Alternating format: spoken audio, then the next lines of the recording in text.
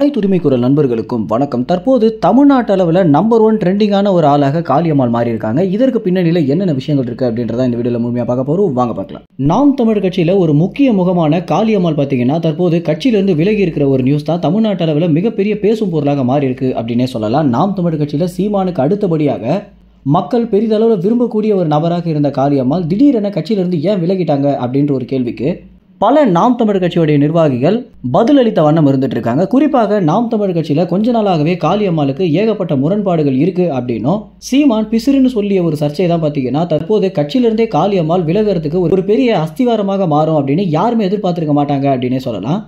ஏன்னா காளியம்மாள் கட்சியை வளர்க்கறதை விட்டுட்டு அவங்களுடைய ஒரு சொந்த பெருமைக்காக ஒரு விளம்பரம் தேடிய ஒரு விஷயம் தான் தற்போது இந்த இடத்துல வந்து முடிஞ்சிருக்கு அப்படின்றது தான் நிதர்சனமான உண்மையாகவும் இருக்கு.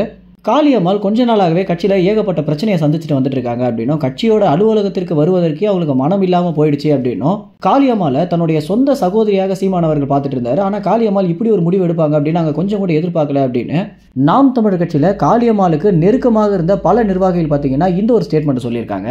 இது தமிழ்நாட்டு மக்கள் மத்தியில் தற்போது மிகப்பெரிய பேசும் பொருளாக மாறியதற்கு என்ன ஒரு காரணம் அப்படின்னா தற்போது அவங்க விஜய் கட்சியில இணைய போறாங்க அப்படின்ற ஒரு வதந்தி தான்.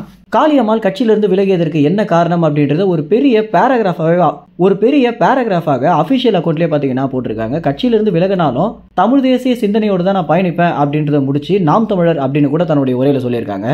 இதற்கு முன்னதாக பல முறை பார்த்தீங்கன்னா கட்சியில சில நிர்வாகிகள் விலகி இருக்காங்க, மீண்டும் கட்சியில வந்து இணைந்திருக்காங்க. இந்த மாதிரி தான் காளியம்மாளும் எப்படியாக இருந்தாலும் கட்சியில வந்து இணைவாங்க அப்படின்ற ஒரு மிகப்பெரிய நம்பிக்கையில நாம் தமிழர் கட்சியுடைய நிர்வாகிகள் பல பேர் இருந்துட்டு இருக்காங்க. குறிப்பாக நாம் தமிழர் கட்சியில் இருக்கக்கூடிய முதிர்ச்சி அடைந்த நிர்வாகிகள் பார்த்தீங்கன்னா இந்த விஷயத்தை கையாண்டிருக்க முறை அப்படின்றது ரொம்ப தெளிவாக இருக்கு அப்படின்னே சொல்லலாம். உதாரணத்திற்கு சாட்டை துரைமுருகன் காளியம்மாளுக்கா கட்சியிலிருந்து விலகிறாங்க அப்படின்றது அவங்களுடைய சொந்த விருப்பம், அதனால் அதுல விமர்சிக்கிறதுக்கு ஒண்ணுமே இல்லை அப்படின்னு சாட்டை துரைமுருகன் பார்த்தீங்கன்னா ரொம்பவே தெளிவான சிந்தனையோட ட்வீட் போட்டிருக்காரு.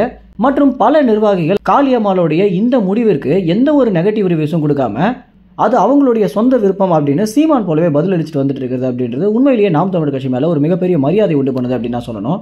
தமிழ்நாட்டில் எவ்வளவோ அரசியல்வாதிகள் எவ்வளவோ அரசியல் நிகழ்வுகள் நாள்தோறும் நடந்துட்டு இருந்தாலும் காளியம்மாள் எடுத்திருக்கக்கூடிய இந்த முடிவுனால நம்பர் 1 ட்ரெண்டிங்காக காளியம்மாள் பிடிச்சிருக்காங்க. மேலும் இந்த தகவல் குறித்து என்ன நினைக்கிறீங்க அப்படின்றது உங்க கமெண்ட்ஸ்ல தெரிவிங்க. நன்றி, வணக்கம்.